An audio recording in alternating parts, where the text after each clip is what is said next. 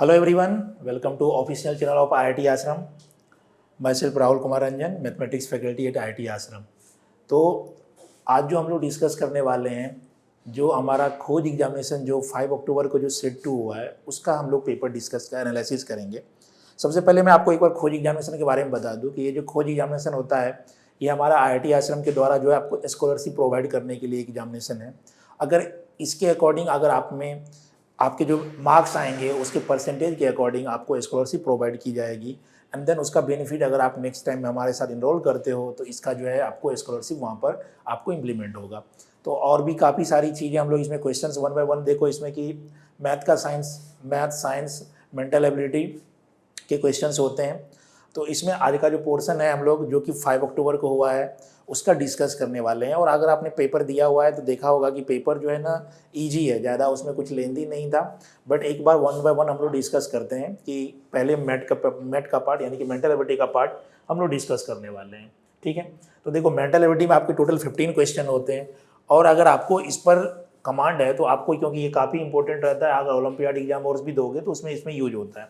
तो आप एक बार चलो मैं 1 बाय 1 डिस्कस करता हूँ। देखो 15 क्वेश्चन हैं और आप अगर इसमें एक्सपर्ट रहोगे तो आपको 15 क्वेश्चन आपको 10 से 12 मिनट में कंप्लीट हो जाएगा और ये काफ़ी टाइम भी कंज्यूमिंग नहीं होता है। बस आपको इसमें क्या होना, अप्रोच सही होनी चाहिए। तो पहला क्वेश्चन है, देखिए डायरेक्शन सेंस का क्वेश्चन है।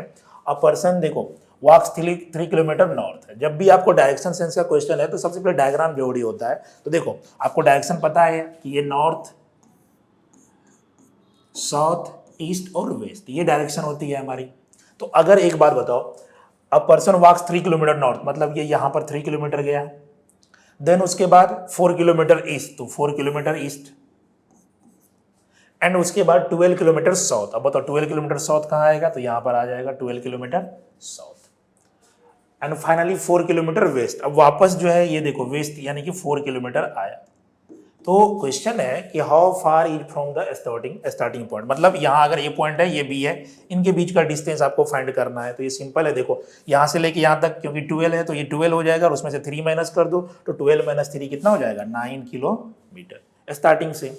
ठीक है ना, चलो नेक्स्ट क्वेश्चन पे चलते हैं हम लोग। Find the missing term, number series का क्वेश्चन है आपको। फाइंड द मिसिंग टर्म, इसमें आपको या तो रॉन्ग टर्म और मिसिंग टर्म के क्वेश्चंस रहते हैं आपको।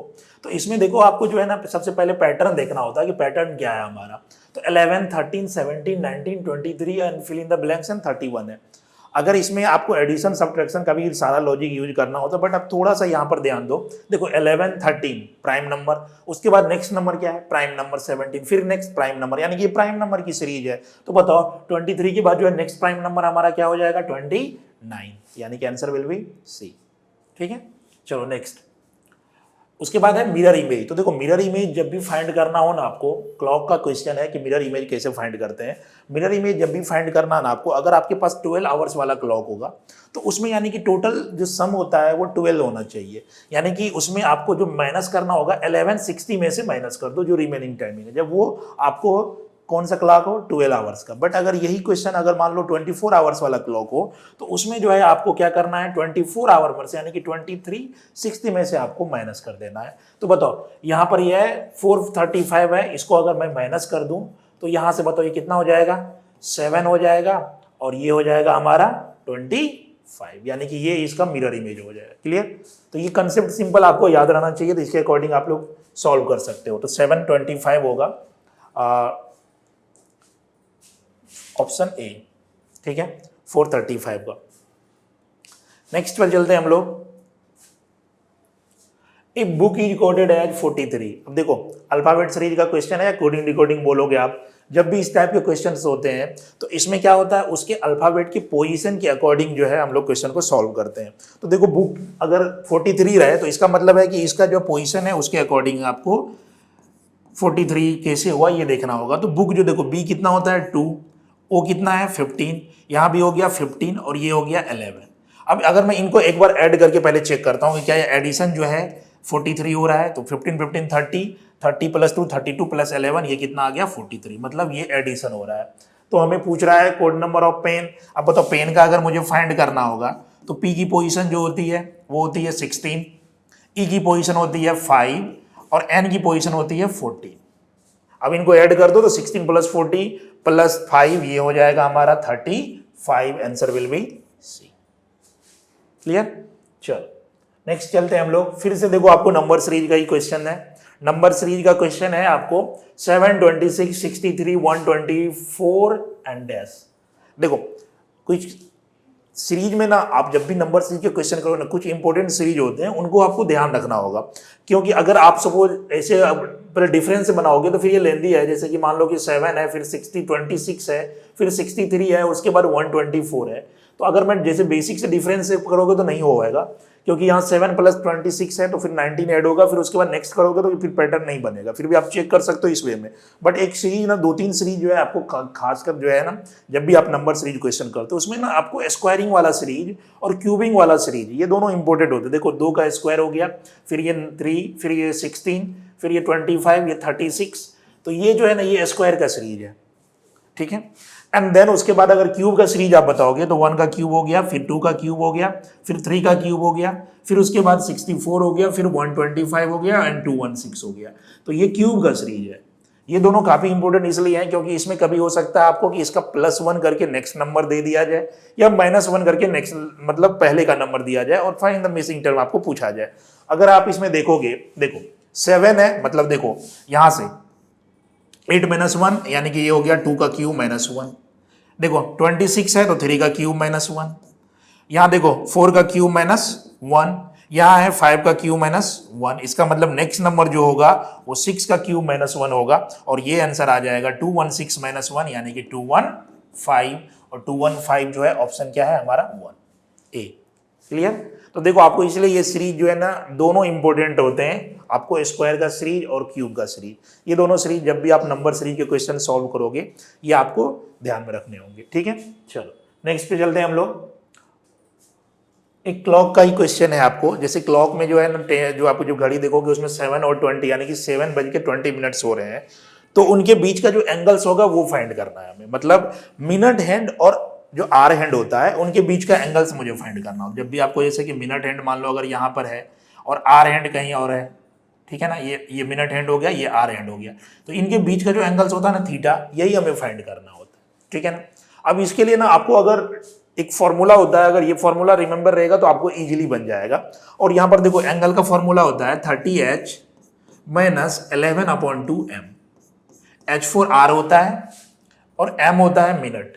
अगर आप ये फॉर्मूला यूज करोगे तो आपको डायरेक्ट सॉल्व हो जाएगा। अब बताओ r मतलब है कि 7r है, तो यहाँ पर 30 × 7 - 11/2 m। m बताओ कितना है 20, तो यहाँ पर 20 पुट कर दो। अब इसको आप सॉल्व कर लो तो ये हो जाएगा 2110 और ये हो जाएगा आपका 1110। दोनों को अगर माइनस करोगे तो ये आपका 100 डिग्री और ये आपको देखो डायरेक्ट एंगल आ गया 100 डिग्री यानी कि ऑप्शन। तो आपको ना एंगल्स जब भी अगर फाइंड करने हो तो ये फॉर्मूला अगर रिमेंबर रखोगे 30r - 11/2m।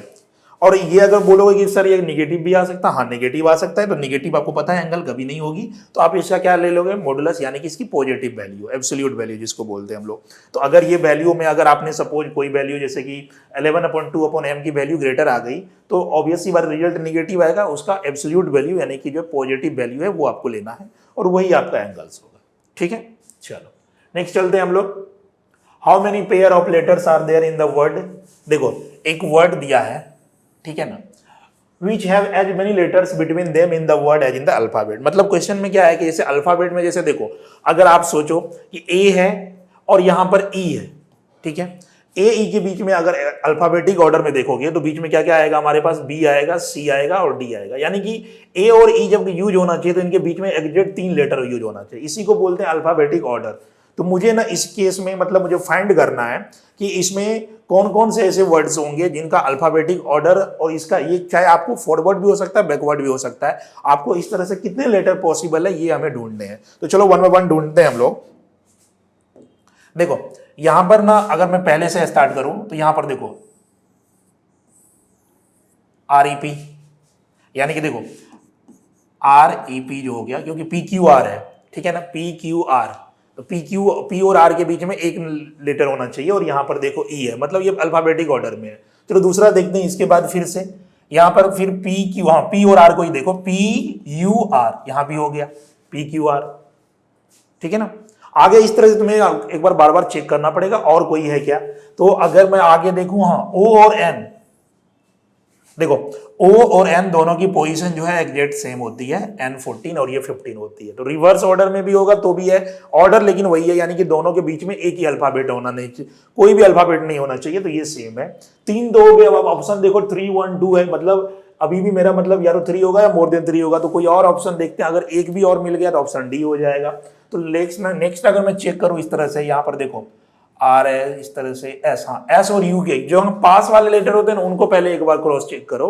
तो देखो यहां पर एस है और ये यू, एस और ये है, देखो एस और यू के बीच में ना एग्जैक्ट एक ही लेटर है, एस टी यू, तो बीच में टी की जगह एस आया, मतलब एग्जैक्ट गैप आया। तो बताओ देखो कितने पेयर हो गए, इस तरह से 4 हो गए। आगे भी हो सकते, उतना आपको चेक करने की जरूरत नहीं है। आपको ऑप्शन वाइज देखोगे आपको मोर देन 3 है, मतलब आंसर क्या हो जाएगा हमारा डी।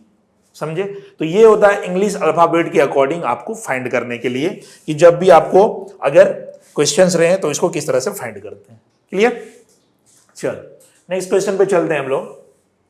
हाँ अब देखो फिर से वही आ गया, आपको अल्फाबेटिक सीरीज बोलते हैं इसको, या आपको कोडिंग डिकोडिंग बोलो, कि लेटर की पोजीशन के अकॉर्डिंग आपको क्वेश्चंस हैं। आपको यहां पर आप ध्यान दो, देखो अर्थ को अगर ऐसा लिखा गया है तो हमें मून को कैसे लिखेंगे ये बताना है। तो आपको बस देखना है कि पोजीशन के अकॉर्डिंग क्या चेंजेज हुए हैं। तो देखो ई की पोजीशन 5 है और यहाँ पर देखो 6 है, 5 + 1 हो गया, मतलब पहला से पता चल जाएगा कि नेक्स्ट नंबर है। तो चलो दूसरे को भी क्या, ये लॉजिक सब में सेम है कि नहीं। तो देखो ए के बाद बी, हाँ नेक्स्ट नंबर है, आर के बाद एस नेक्स्ट नंबर है, टी के बाद यू, एच के बाद आई। आपका पैटर्न मिल गया। पैटर्न मतलब है कि जो नंबर्स है यानी कि जो लेटर्स है उनका नेक्स्ट जो है लेटर्स यूज किया गया अल्फाबेट में। तो चलो एम के बाद अगला क्या आ जाएगा बताओ, एन। ओ के बाद क्या आएगा, पी। ओ के बाद पी, और एन के बाद फिर से क्या आ जाएगा, ओ। तो N P P O, option क्या हो गया हमारा, सी। ठीक है ना? क्लियर? तो देखो आपको क्वेश्चन इजीली बोलते हैं कि जब आपको मेंटल एबिलिटी के अगर सारे टॉपिक्स, क्योंकि टॉपिक्स सेम रहते हैं हर एक क्लास और हर एक एग्जाम में आपको ये टॉपिक्स रहते हैं, तो आपको बस इसके प्रैक्टिस करने होते हैं, तो इसलिए इजीली क्वेश्चंस बन जाते हैं। फिर से चलो नेक्स्ट क्वेश्चन पे चलते हैं। देखो 3 = 18 है, 4 = 32 है, 5 = 50 है, देन 6 = क्या होगा। तो सबसे पहले नंबर्स का ना लॉजिक ढूंढना पड़ेगा आपको कि 318 कैसे हुआ। तो चलो पहले बात 318 में क्या हुआ, 3 × 6, एक लॉजिक तो फिर समझ में आया कि 3 × 6 है। तो चलो 3 × 6 यानी कि 18 हो रहा है। चलो नेक्स्ट देखते हैं 4 × 8 यानी कि 32 हो रहा है। ठीक है, नेक्स्ट है 5 × देखो 5 × 10 यानी कितना हो गया, 50 हो गया। तो 6 में हम क्या मल्टीप्लाई करें, यही मेन है, और इसका आंसर क्या होगा। तो मेन अब यहां देखो क्या ये 6 कहां से आया, 8 कहां से आया। तो बताओ ये जो नंबर है उसका डबल है कि नहीं। 3 का डबल कितना होता है, 6। तो 3 × 2 = 6 है, तो 6 को 3 से मल्टीप्लाई कर दिया। 4 का डबल है 8, तो ये लॉजिक सही है। 8 का देखो 8 × 4 = 32, 5 का डबल है 10, तो मतलब 6 का जो डबल होगा, 6 का डबल कितना हो जाएगा, 12, और 12 × 6 कितना हो जाएगा, 72, और आंसर हो जाएगा हमारा ऑप्शन सी। क्लियर? तो आई थिंक ये देखो इसलिए बोलते हैं कि आपको अगर प्रैक्टिस होनी चाहिए, काफी इजी क्वेश्चंस है ये सब, बस आपको लॉजिक देखना होगा किस तरह से होगा। चलो नेक्स्ट आते हैं हम लोग, ब्लड रिलेशन का क्वेश्चन है। ब्लड रिलेशन का क्वेश्चन में आपको जो है ना बस वही है कि दोनों के बीच में क्या रिलेशन है उसके अकॉर्डिंग आपको बस फाइंड करना होगा। देखो Ravi mother is sister of Amit father. तो पहले सबसे पहले ना इसमें थोड़ा सा एक जो है ना फ्लो चार्ट या फ्लो डायग्राम बनाने की जाएगी, इस तरह से थोड़ा सा बना लोगे तो ज्यादा इजी होता है हमारा। कि रवि की जो मम्मी है, तो देखो ये रवि हो गई, जनरेशन गैप हो गया तो उसको इस तरह से गैप पे दिखा दो, ये इसकी मदर हो गई। यहाँ माइनस है तो मान लो माइनस, माइनस मतलब है कि फीमेल के लिए रिप्रेजेंट करने के लिए नेगेटिव। ठीक है ना, पॉजिटिव होगा हमारा जेंडर डिफाइन करने के लिए, पॉजिटिव हम लोग मेल के लिए यूज करेंगे। तो रवि की जो मदर है वो सिस्टर है किसके, अमित की फादर की, यानी कि ये देखो शिवलिंग है तो एक, ठीक है, अमित के फादर की सिस्टर है तो ये अमित हो गया, यानी कि अमित के जो फादर है उसकी जो सिस्टर है वो है रवि की मम्मी। क्लियर? यही बोल रहा है। How is Amit related to Ravi. अब बताओ अमित और रवि सेम जनरेशन यानी कजिन हो गए, तो इसमें देखो यार क्या ऑप्शन होगा हमारा, कजिन। ठीक है, तो ये डायग्राम अगर इस तरह से आप बना लोगे ना तो ब्लड रिलेशन के क्वेश्चंस काफी इजी हो जाते हैं, थोड़ा सा आपको ना आइडिया रहेगा। और देखो जनरेशन गैप के लिए आपको प्लस माइनस एक गैप, जैसे अगर मान लो इसके बाद और जनरेशन गैप होगा तो नीचे लिखेंगे, सेम जनरेशन में होगा तो एक साइड लिखो, सिबलिंग के लिए एक लाइन का यूज करिए। तो बेसिक होता है कि इस तरह से अगर मान लो वाइफ और हस्बैंड के लिए लिख रहे हैं हम लोग, तो यहाँ प्लस हो गया, यहाँ माइनस हो गया, यहाँ दोनों को इक्वल का साइन। तो इस तरह से थोड़ा एक प्रॉपर तरीका होता है कि अगर इस तरह से आप फ्लो चार्ट बना, डायग्राम बना लोगे तो इजीली क्वेश्चंस आपको क्या हो जाएंगे, समझ में आ जाएंगे कि इस तरह से हमें क्वेश्चन को सॉल्व करना है। ठीक है, चलो नेक्स्ट क्वेश्चन पे चलते हैं हम लोग। फिर से यही क्वेश्चन है हमारा, ब्लड रिलेशन का ही क्वेश्चन है। देखो अब इसमें क्या है कि पहले ये कंडीशन गिवन दी है, इसका यूज करके हमें इसका आंसर बताना है। ठीक है ना, तो सबसे पहले ना आपको वही डायग्राम, मैंने जो लास्ट क्वेश्चन में बताया कि आपको डायग्राम इसका कंपलसरी होता है कि आप डायग्राम बना लो तो इजी होगा। देखो यहाँ P डिवाइडेड बाय R, तो पहले यहाँ पर डिवीजन का मतलब क्या है, A divided by B means A is the daughter of B, तो इसका मतलब P क्या है, डॉटर है R की। तो देखो P जो है वो डॉटर है किसकी, R की, हो गया P is daughter of R। R plus S का मतलब हुआ, देखो प्लस वाले में देखते हैं A is father of B, यानी कि R is father of S, तो R जो है फादर है S का, यानी कि P और S जो है सेम सिबलिंग्स हो गए। ठीक है,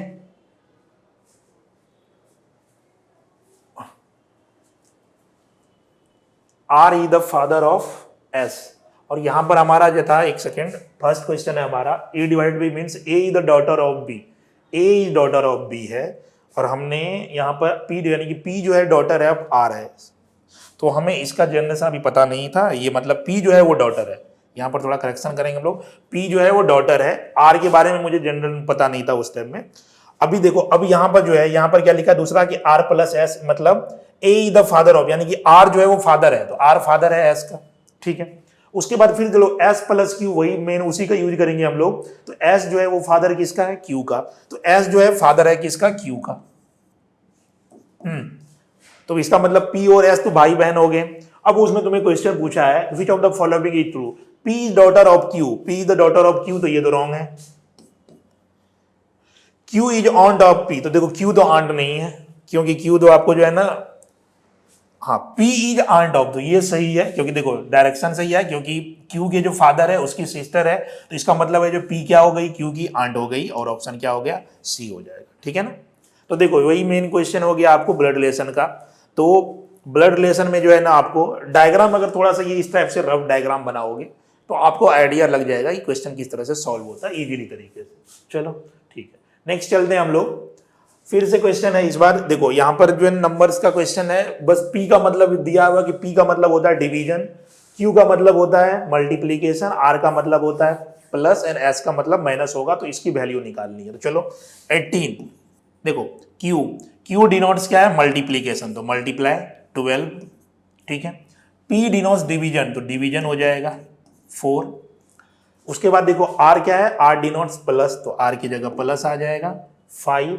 S डिनोट्स 6, तो S क्या हो गया, -6। अब इसकी वैल्यू बस अगर हम लोग सॉल्व कर ले तो हमारा हो जाएगा, बोडमास रूल के अकॉर्डिंग पहले हम लोग इसको सॉल्व करेंगे, तो ये हो जाएगा 18 × 3 प्लस हो जाएगा 5 - 6, और ये आ जाएगा अपना 54 + 5 - 6, यानी कि 59 - 6, answer will be 53, option B. Clear, तो देखो इजी क्वेश्चन है, बस आपको उसके अकॉर्डिंग क्या करना है कि जो गिवन कंडीशन है बस उसकी जगह पुट करना है वैल्यू। चलो नेक्स्ट चलते हैं हम लोग, find the missing term in the question given below. फिर से आपको देखो मिसिंग टर्म का क्वेश्चन है, मिसिंग टर्म का क्वेश्चन है, तो उसका वही अप्रोच है कि हम पहले पैटर्न देखने की कोशिश करेंगे, और मैंने 2-3 बोला आपको कि स्क्वायर सीरीज और क्यूब सीरीज ये खास के ध्यान रखना है, तो वही मेन चीज है। पहले देखो यहाँ 1-1 है, अगर 1-1 होता तो यहाँ पे उसके बाद 4-4 होता, तो एक पैटर्न बनता कि ये दो एक तरह से होगा, लेकिन यहाँ पर 1-1 है, फिर 4-8-9 है। अब देखो मिक्स सीरीज जो है ना, एक कंसेप्ट है कि जैसे दो सीरीज जब कंबाइंड होते हैं तो सबसे पहले उसको आपको सेपरेट करना पड़ता है। तो ये मिक्स का क्वेश्चन क्या है आपको, क्योंकि देखो 1 और उसके बाद मैं अलग अलग लिख रहा हूँ, सेपरेट कर रहा हूँ, 1 4, उसके बाद 9, उसके बाद 16, ये पहला, ये फर्स्ट सीरीज हो गया हमारा। और जब मैं सेकेंड सीरीज को देखूं तो सेकेंड सीरीज हमारा कितना है, 1 8, उसके बाद ये फिल इन द ब्लैंक्स, और उसके बाद क्या है 64। अभी मैंने आपको इससे पहले भी क्वेश्चन जब डिस्कस किया था उसमें मैंने आपको क्या बताया कि स्क्वायर सीरीज के और क्यूब के सीरीज को, ये दोनों काफी इंपॉर्टेंट है, ये दोनों को आपका कंबाइंड का क्वेश्चन बनता है। तो अगर ये क्वेश्चन देखो इंडिविजुअल रहता तो ठीक है, लेकिन ये दोनों सीरीज को कंबाइंड कर दिया है, तो मतलब अगर आप सेपरेट करोगे तो पहला वाला जो सीरीज है वो आपका स्क्वायर का सीरीज है, और जो दूसरा वाला सीरीज है वो क्या है, क्यूब का सीरीज है। स्क्वायर में हमें फिल इन द ब्लैंक्स नहीं है, क्यूब में तो यहाँ पर क्या होगा बताओ, ये 1 का क्यूब, ये 2 का क्यूब, नेक्स्ट नंबर 3 का क्यूब, और 3 का क्यूब कितना होगा 27, यानी कि आंसर क्या हो जाएगा ऑप्शन ए। क्लियर। तो ये इसीलिए जो ना आपको जो स्क्वायर के सीरीज और क्यूब के सीरीज है ये दोनों काफी इंपॉर्टेंट होते हैं जब नंबर सीरीज के आप क्वेश्चंस करोगे। चलो लास्ट क्वेश्चन नहीं, अभी नेक्स्ट क्वेश्चन पे आते हैं हम लोग। तो ये देखो, ये 14 नंबर का क्वेश्चन है, नंबर्स के अकॉर्डिंग है कि आपको नंबर्स का पैटर्न ढूंढना पड़ेगा और उसके अकॉर्डिंग है यहाँ पर find the missing term in the question given below. देखो ये नंबर्स है, ये तीनों नंबर का यूज करके 21 बना है, ठीक है। 121, 81, 100 है, और यहाँ 64, 36 और 49 है।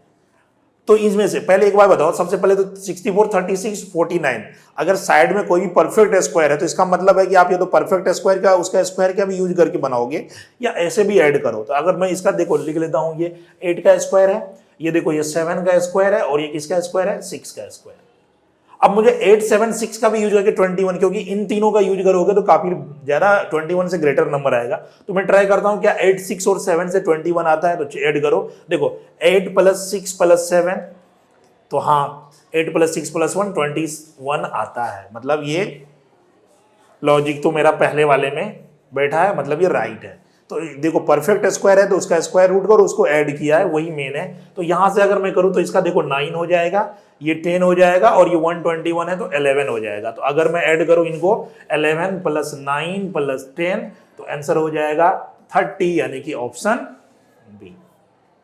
तो इजी क्वेश्चन है, बस आपको बस उसी में क्या होती है कि अप्रोच आपकी सही होनी चाहिए। चलो इसके बाद हम लोग आते हैं, लास्ट क्वेश्चन है मेंटल एबिलिटी का। देखो टोटल 15 क्वेश्चन थे, आपको सारे इजी क्वेश्चन जो मैंने अभी डिस्कस किए थे, आपको देखो 15 में 15 आपका स्कोर सही होना चाहिए, जिस तरह से अगर आपने मेंटल एबिलिटी की प्रैक्टिस की होते हो, और ये सारे क्वेश्चन आपको ईजी बनने वाले हैं। अब देखो ये वेन डायग्राम का क्वेश्चन है आपको कि which numbers represent the person who know both French and Hindi only, यानी कि आपको हिंदी का डायग्राम है पता, फ्रेंच का पता है और स्पेनिश का पता है, ठीक है। ये देखो ये जो सर्कल है ये स्पेनिश को रिप्रेजेंट करता है, जो स्क्वायर है सॉरी ये रेक्टेंगल है ये फ्रेंच है, और जो ट्रायंगल है वो हिंदी को रिप्रेजेंट कर रहा है। तो हमें क्वेश्चन है कि देखो यहाँ पर who know both French and Hindi only, यानी कि ऐसे पर्सन को ढूंढना है जो आपको हिंदी और फ्रेंच सिर्फ बोले।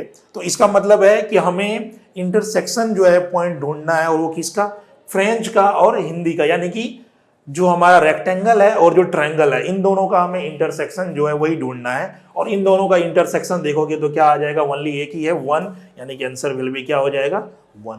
तो 1 पर्सन ऐसे है जो हमें दोनों यानी कि फ्रेंच और हिंदी दोनों बोलते हैं, ठीक है ना। तो आपने देखा ये टोटल हमारे 15 क्वेश्चंस थे, और ये काफी इजी थे। अगर आपने सही से अटेम्प्ट किया होगा आपका तो 15 में 15 के चांस है कि आपके राइट होंगे, ठीक है ना। चलो तो इसके बाद हम लोग जो है मेंटल एबिलिटी का जो डिस्कस कर लिया, अब हम लोग इसके बाद जो है नेक्स्ट जब मैथ का डिस्कशन होगा तो उसमें हम लोग करेंगे। लेकिन मेंटल एबिलिटी का जो ये पार्ट है, आपने देखो ये पोर्शन देखा तो 15 क्वेश्चंस थे और काफी इजीली थे, ठीक है ना।